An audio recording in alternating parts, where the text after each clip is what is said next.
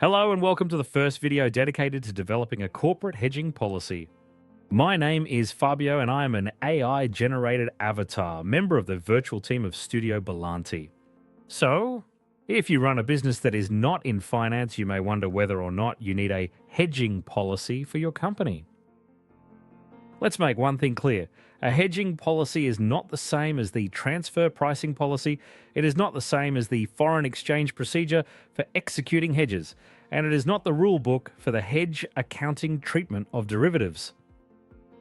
When we have this conversation with clients who have not adopted a hedging policy yet, invariably the next question that we get is, so why do we need a hedging policy then?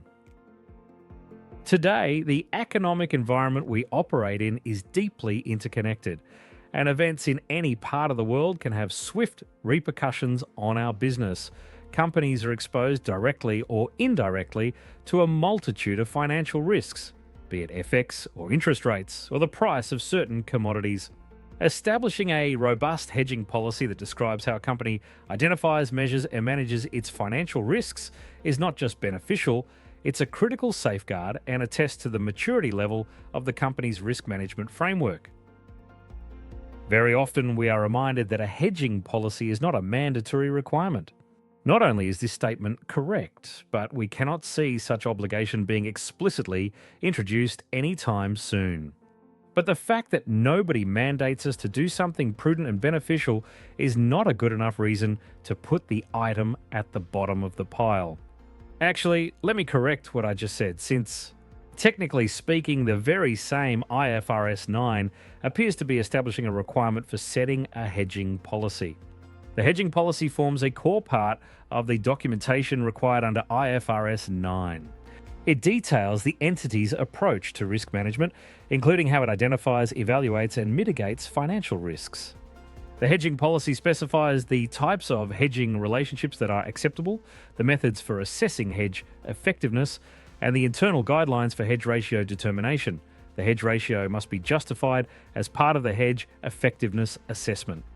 The absence of a formal policy complicates the compliance with IFRS 9, as auditors and regulators might require evidence that the hedge ratios used are systematically derived and aligned with the entity's overall risk management strategy. Going through this journey for the first time is illuminating. We have accompanied companies several times in the discovery journey of drafting a robust hedging policy, and invariably we are thanked firstly and foremostly for the awareness that this journey creates at all levels of the organization. But the more companies look into it, the more they realize the complexity and ramifications of establishing a policy that fits the unique characteristics of their business, of their systems, and so on. By experience, 9 times out of 10, the first approved version of a hedging policy is revised substantially within 2 years to reflect the findings following its implementation, even assuming the business model has not changed.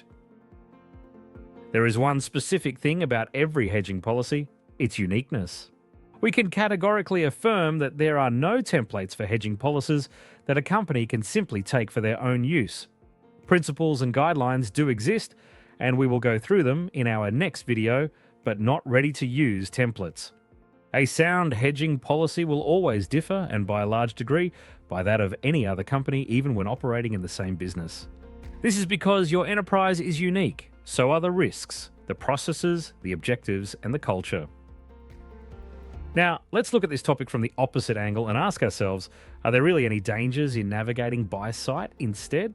Typical question we receive is, what can go wrong if my company doesn't bother to adopt a well-thought-out hedging policy? Nothing if there are no significant direct and indirect financial risks to worry about. It's a rare situation in today's markets, but in all honesty, that would be the right answer. Quite a lot, otherwise. We have taken some time to go through the lessons learnt from recent and also less recent episodes where mismanagement of market risk inflicted significant damages to the accounts and to the financial stability of an otherwise healthy company. Such stories are not always easy to find in the press. During our decades-long experience in the financial markets, we had the opportunity to come across a number of interesting situations, and we have taken the liberty of collating a list of comments heard in response to queries around the root cause of such incidents. No one could have predicted such extreme move in price of silver. It was truly a one-in-a-decade move. We were convinced that we were internally hedged. Our business is solid. We have been innocent victims of market speculators. Our views is supported by that of many of our relationship banks, were that the price of sterling would not go up, and therefore we decided to remain unhedged. Our CEO believes that hedging introduces unnecessary complexity. Nobody could understand what the treasurer was doing. He kept reassuring that all was going well. The activity in derivatives has never been a matter of relevance for the CEO and the board. We were reassured that the mark-to-market of the derivatives was just an accounting thing. The presentation that we were given by the bank did not explicitly clarify the possibility that we could remain locked into this derivative trade for many years. We were told that this new product could allow us trade at a much better than the market rate, and if needed it could easily be restructured. We used to have a hedging policy, but it was no longer adhered to since our business model had changed few years ago. The FX hedging was done correctly. It was just that we did not have sufficient funds to cover the margin calls. The responsibility for monitoring the compliance of our derivative activity with our hedging policy was with someone who left the organization and was never replaced. This is something the treasurer should be kept accountable for. He was the man in charge. Clearly, he messed things up. Okay, let's stop here. The list could go on, but I prefer to take a pause, since by now it should be clear that the root cause should instead be found in the lack of a well-crafted and rigorously implemented piece of document that describes the way the company must identify, measure, and manage its market risks. Our collection of remarkable quotes is already too long for adding any more. As corporate treasurer, as risk manager, CFO, CEO, board member, you have an individual responsibility to ensure that the right conversation happens in your organization. Thank you for watching this video offered by the Studio Bellany.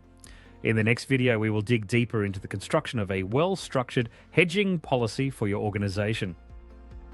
If you enjoyed this video, do let us know by adding a like to it. See you soon!